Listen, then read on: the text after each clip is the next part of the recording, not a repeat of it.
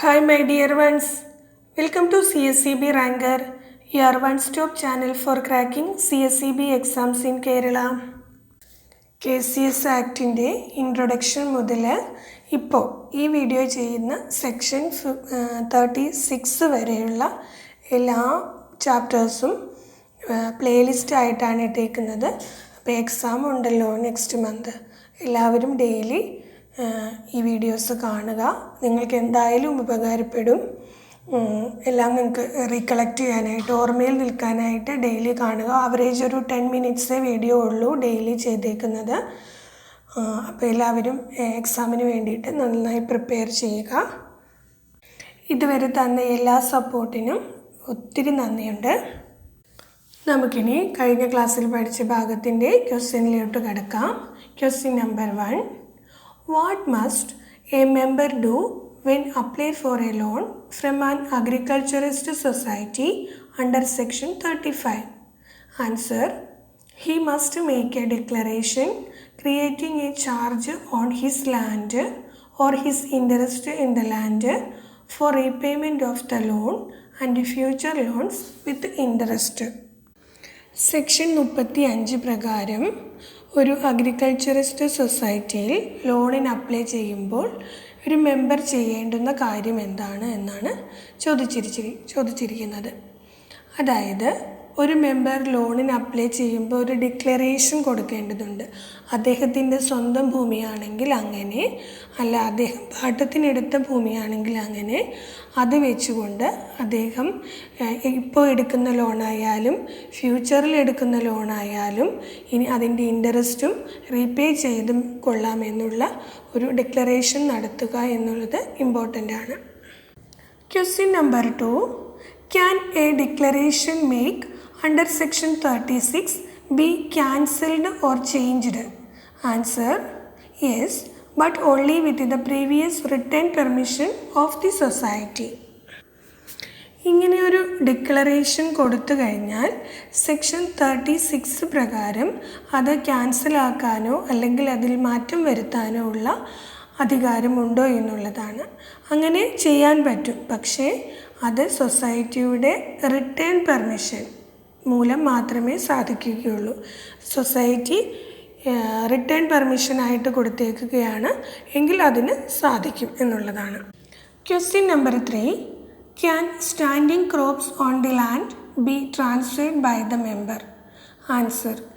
Yes, but only with the written permission of the society.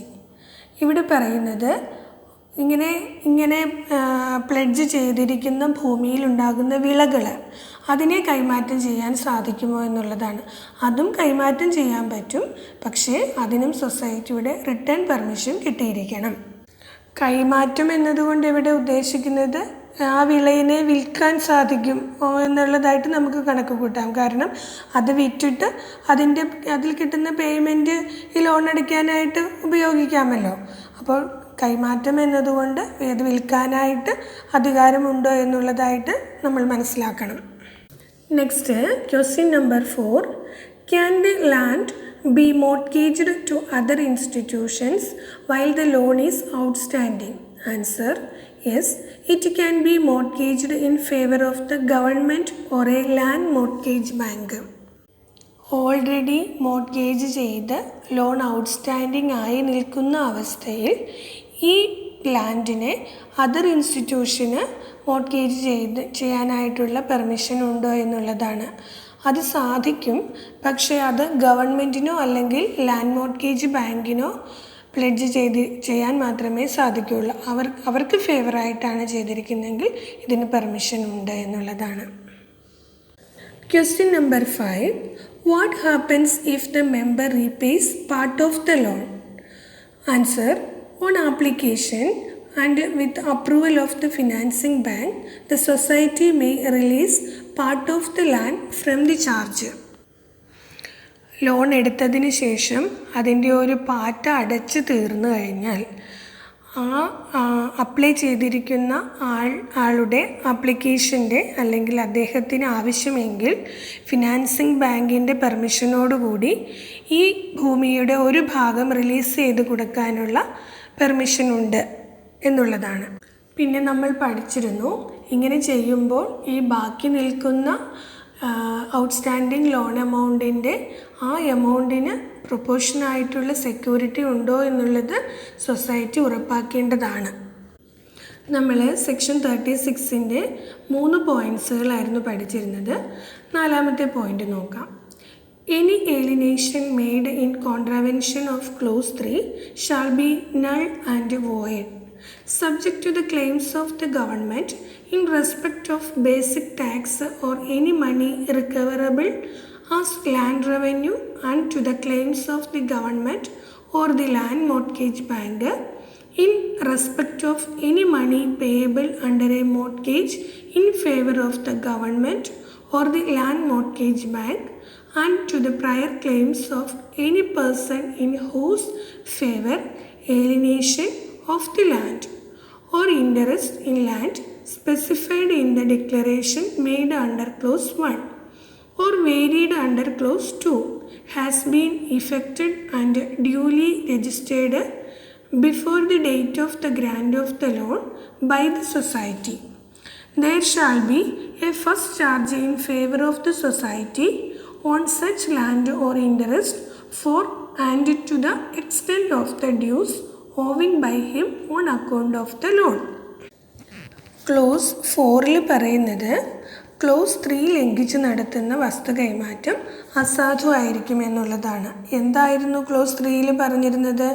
ഒന്നാമതായി പറഞ്ഞത് വായ്പ എടുത്ത അംഗം വായ്പയും പലിശയും മുഴുവനായി അടയ്ക്കാതെ ഭൂമി കൈമാറ്റം ചെയ്യാനോ വിൽക്കാനോ പാടില്ല.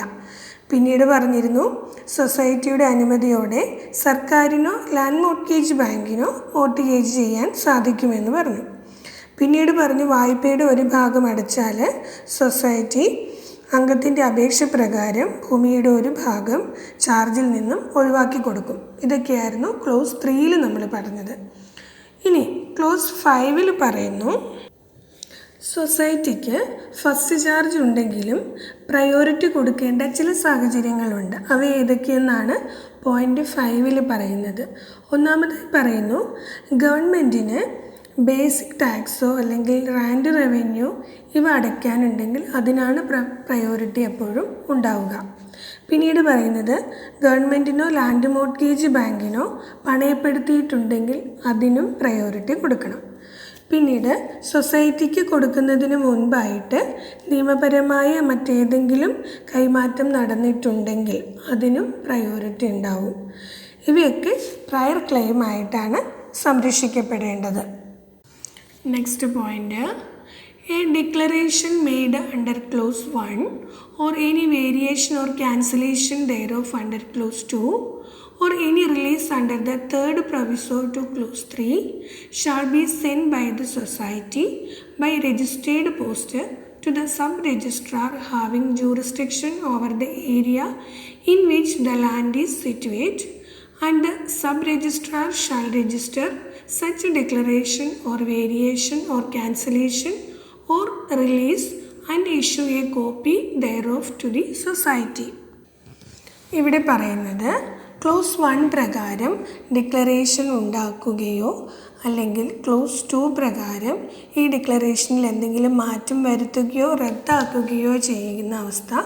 ഇനി ക്ലോസ് 3 പ്രകാരം അത് ഒഴിവാക്കുന്ന അവസ്ഥ, ഈ ചാർജ്, ഇങ്ങനെയുള്ള സാഹചര്യങ്ങളിൽ സൊസൈറ്റി സബ് രജിസ്ട്രാറെ ഇത് രജിസ്റ്റർ ചെയ്യുന്നതിന് വേണ്ടിയിട്ട് അറിയിക്കണം.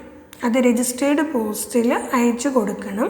എന്നിട്ട് സബ് രജിസ്ട്രാർ അത് രജിസ്റ്റർ ചെയ്ത് സൊസൈറ്റിക്ക് അതിൻ്റെ ഒരു കോപ്പി കൊടുത്തിരിക്കുകയും ചെയ്യണം. ഇതൊക്കെ മസ്റ്റായിട്ടും ചെയ്യേണ്ട കാര്യങ്ങളാണ്.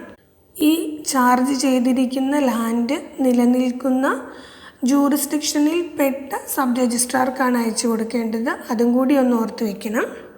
നെക്സ്റ്റ് ക്ലോസ് 7 ആണ്. Any declaration made under clause 1 or any variation or cancellation thereof under clause 2 or any release under the third proviso to clause 3 which has not been registered under clause 6 shall be null and void. ഇവിടെയും പറയുന്നത് close 1 പ്രകാരമുള്ള declaration അല്ലെങ്കിൽ close 2 പ്രകാരമുള്ള വേരിയേഷനോ ക്യാൻസലേഷനോ അല്ലെങ്കിൽ close 3 പ്രകാരമുള്ള release അത് close 6 പ്രകാരം register ചെയ്തിട്ടില്ലെങ്കിൽ അസാധുവായിരിക്കും എന്നുള്ളതാണ്. ഇനി ഈ സെക്ഷനിൽ പറഞ്ഞിരിക്കുന്ന ബേസിക് ടാക്സ് പിന്നെ ലാൻഡ് മോർട്ട്ഗേജ് ബാങ്ക് അതിനെക്കുറിച്ചൊരു എക്സ്പ്ലനേഷൻ കൊടുത്തേക്കുവാണ്. Basic tax means the tax imposed under the provisions of the Kerala Land Tax Act 1961. Then Land Mortgage Bank means the Kerala Cooperative Central Land Mortgage Bank Limited or a primary mortgage bank as defined in the Kerala Cooperative Land Mortgage Banks Act 1960.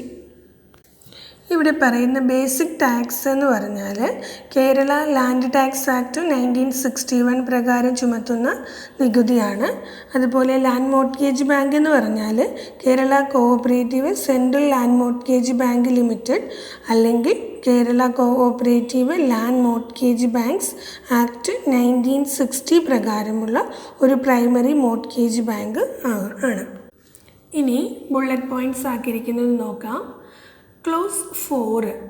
Any alienation made in contravention of Clause 3 is null and void. Clause 5. Government has first claim with respect to basic tax and land revenue. Government or land mortgage bank has priority claims under any mortgage. Prior claims of any person before declaration or registration are protected. The society shall have first charge on the land for repayment of loan. Next, clause 6. Declaration or variation or cancellation or release must be sent by the society via registered post to the sub-registrar. Sub-registrar shall register it and send a copy to the society. Then clause 7. Any declaration, variation, cancellation or a release not registered is null and void. ഇനി നമുക്ക് കഴിഞ്ഞ ക്ലാസ്സിലെ ക്വസ്റ്റിൻ്റെ answers നോക്കാം. Question number 1. White revolution is connected with the production of answer milk. Next meaning of infallible answer incapable of making mistakes അതായത് തെറ്റുപറ്റാത്ത. Next find the wrong number in the given series 10, 34, 74, 130, 201 and 290. Answer is 201. ഇവിടെ 201 മാത്രമേ ഒറ്റ number ആയിട്ടുള്ളൂ, ബാക്കിയെല്ലാം ഇരട്ട സംഖ്യകളാണ്. അതാണ് വ്യത്യാസം. Now your turn to answer. Question number 1. ഈ state in India where English is the official language. Next, meaning of feeble. Next, find the missing term. 194, 194, 191, 183, 168 and dash. ഇവിടെ പ്രൈം നമ്പേഴ്സ് കൊടുത്തിട്ടുണ്ട്. എല്ലാവരും ഒന്ന് നോക്കി വയ്ക്കുക. എക്സാമിന് വേണ്ടി നന്നായി പ്രിപ്പയർ ചെയ്യുക. All the very best and thank you for watching.